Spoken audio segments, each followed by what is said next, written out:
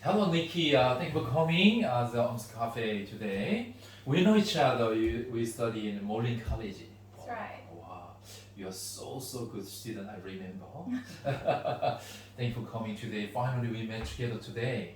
So wow, when you explain your job, you it's very good, very surprised because you work for good organization. So today, please tell us about your role, who you are. Yeah. Sure.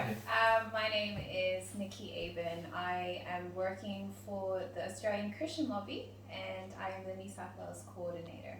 I work as a full-time role, and our job the vision that we have under our managing director's guidance, law&ACL, is that we want to make truth made public. Oh, great. Wow. So you work for ACL, right? Could you tell us about ACL? Yeah. Sure. So Australian Christian Lobby advocates for Christian beliefs and for the church. In particular, we really fight for life issues. We advocate for these things such as, like, you'll probably see a lot of our posts, and we will fight for life in terms of against the abortion bill. We fight for against the sexualization of society. We fight for these things.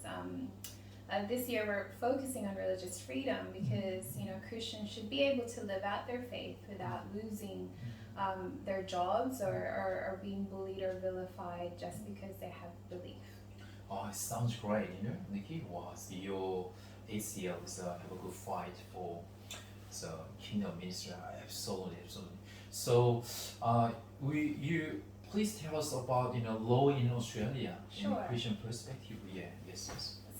There's a few things happening in the laws of this nation that are quite concerning, and it's really raised awareness with us. And in particular, we'll just go around and I'll bring it back to New South Wales to end it. So in Victoria, recently they've passed a change in suppression bill, which essentially means that if you don't approve or you don't support sexual changes or things like that for even your own family, you could be fined or you could possibly go to jail. Depending on what you do, you can get investigated just because you would like to teach these biblical truths to your children.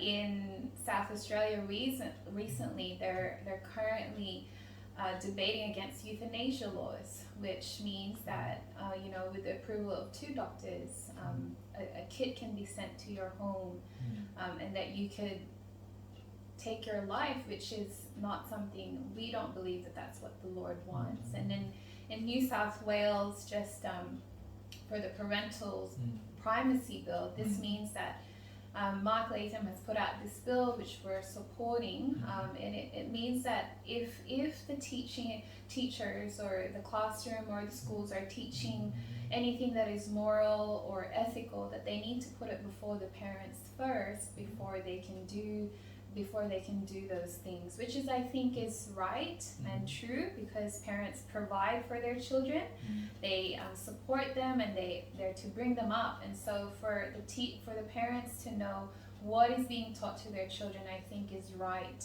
and it is good and true. And I think we need to bring up our children in the biblical truth, and we need to make sure that they are to live that way. Oh, thank you, so great.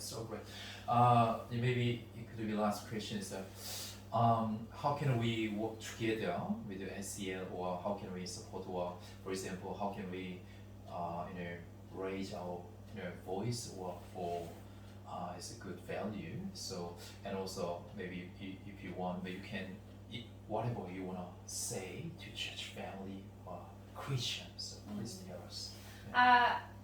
I know that in this fight that the hope is given to the church. We have been entrusted with God's laws and God's truth in order that this nation would hear the goodness and the goodness that God can give. I believe that everyone has a voice. I believe that the church has a voice, and therefore we need to use our voices. Number one, we need to be praying for our government, praying for our nation. I think that, you know, we need to make sure that we are covering these things in prayer and putting it before God. And secondly, I think we need to use our voices to say that there are Christians here in Australia and that we care about these bills, that we care about the situation that is happening in our society. So we need to raise our voices, and silence is not an option. We need to get in touch with our MPs, and for us to do that, I think one of the things that we need to do as well is to be aware. Oftentimes lack of knowledge will destroy a nation, but if we knew, then we can pray strategically, and then if we know things, then we can use our voices for the good.